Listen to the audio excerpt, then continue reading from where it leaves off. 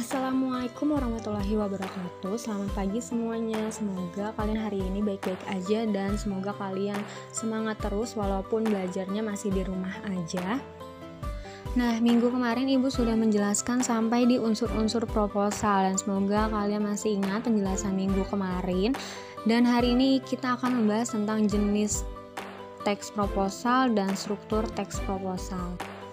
Jenis teks proposal secara umum dibagi menjadi 4. Yang pertama ada proposal kegiatan, yaitu untuk melakukan suatu kegiatan. Contohnya itu kayak di sekolahan mengadakan pentas seni atau lomba 17-an Agustus. Jenis yang kedua ada proposal bisnis, pasti berhubungan dengan dunia bisnis, baik itu untuk usaha maupun kerjasama antar perusahaan atau perorangan. Jenis proposal yang ketiga itu ada proposal penelitian yang digunakan untuk mengajukan kegiatan penelitian. Nah, itu biasanya digunakan pada bidang akademis.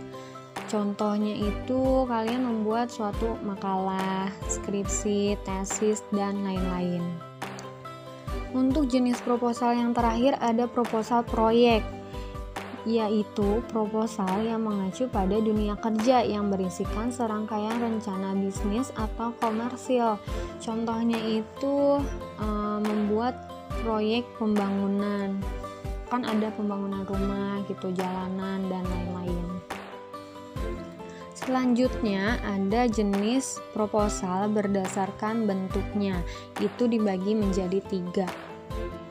Yang pertama ada proposal formal yang isinya itu sistematisnya pasti lengkap, ada pendahuluan, isi, dan data pelengkap proposal. Yang kedua ada proposal semi formal yang umumnya tidak selengkap proposal formal namun masih berbentuk baku. Yang terakhir ada proposal non-formal, biasanya hampir sama dengan proposal semi-formal dan disampaikan dalam bentuk surat ataupun memorandum. Tapi proposal non-formal harus mengandung masalah, harus ada masalahnya, terus harus ada saran, pemecahan, dan permohonan. Selanjutnya ada syarat membuat proposal. Yang pertama itu sistematis. Proposal penelitian harus disusun secara sistematis menurut pola tertentu. Yang kedua, proposal itu harus berencana, yaitu harus sudah dipikirkan langkah-langkah pelaksanaannya. Mau itu jadwalnya seperti apa, pengumpulan datanya kayak gimana, analisisnya mau seperti apa, dan lain sebagainya. Terus yang ketiga harus mengikuti konsep ilmiah, yaitu mengikuti cara-cara atau metode yang sudah ditentukan untuk mencari kebenaran ilmiahnya. Selanjutnya kita akan membahas sistematika penulisan proposal dan di sini ada sistematika proposal penelitian. Untuk sistematika proposal yang pertama itu ada latar belakang, yaitu alasan mengapa kalian mengambil judul tersebut atau mengapa kalian mau meneliti tersebut. Yang kedua ada rumusan masalah, yaitu dugaan sementara atas masalah-masalah yang kalian teliti. Selanjutnya ada tujuan penelitian, itu dibagi menjadi 2, ada tujuan umum dan tujuan khusus. Apa sih tujuan umum? Tujuan umum itu tujuan penelitian secara keseluruhan dari yang ingin dicapai dalam penelitian itu sendiri. Kalau tujuan khusus itu lebih spesifik ke masalah kalian. Yang keempat itu ada manfaat penelitian yang pasti berisikan suatu manfaat untuk diri sendiri atau untuk orang lain. Yang kelima ada tinjauan pustaka berisikan dasar pemikiran dan dasar-dasar teori yang berhubungan dengan permasalahan yang diteliti. Selanjutnya ada metode penelitian berisikan rancangan penelitian. Nah, metode ini dibagi menjadi 2, ada metode kualitatif dan metode kuantitatif. Kalian harus milih salah satu sesuai dengan judul yang sudah kalian ambil dan isi metodenya itu beda-beda ya. Selanjutnya ada objek penelitian yang isinya itu berasal dari benda, orang, atau keadaan di sekitar yang menjadi pusat penelitian. Selanjutnya ada metode pengumpulan data, dan di sini kan tadi metodenya itu bisa dibagi menjadi dua kan. Nah, disesuaikan dengan metode yang sudah kalian ambil.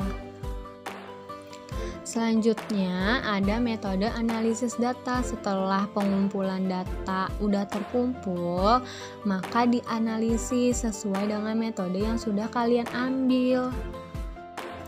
Selanjutnya ada hasil yang diharapkan itu seperti apa, dan yang terakhir ada daftar pustaka. Berisikan sumber-sumber materi atau referensi yang sudah kalian ambil, ditaruh di situ. Selanjutnya ada sistematika penulisan proposal kegiatan. Sistematikanya itu tidak beda jauh sih, cuman pasti ada bedanya, bisa dipahami sendiri ya, dilihat sendiri. Dan sistem penulisan proposal itu bisa berubah-ubah sesuai dengan kegiatan yang kalian ambil. Selanjutnya, mengidentifikasi isi proposal dari informasi yang dibaca. Nah, proposal itu bisa dilakukan pengumpulan datanya dari hasil wawancara. Nah, apa saja sih yang harus diperhatikan dalam wawancara? Yang pertama itu menentukan orang yang tepat untuk diwawancarai. Yang kedua, mempersiapkan pedoman wawancara, ditulis apa aja yang mau diwawancarai. Terus yang ketiga, melaksanakan wawancara. Yang keempat, mengolah hasil wawancaranya. Cukup sekian pembelajaran hari ini. Semoga kita bisa bertemu lagi di lain hari.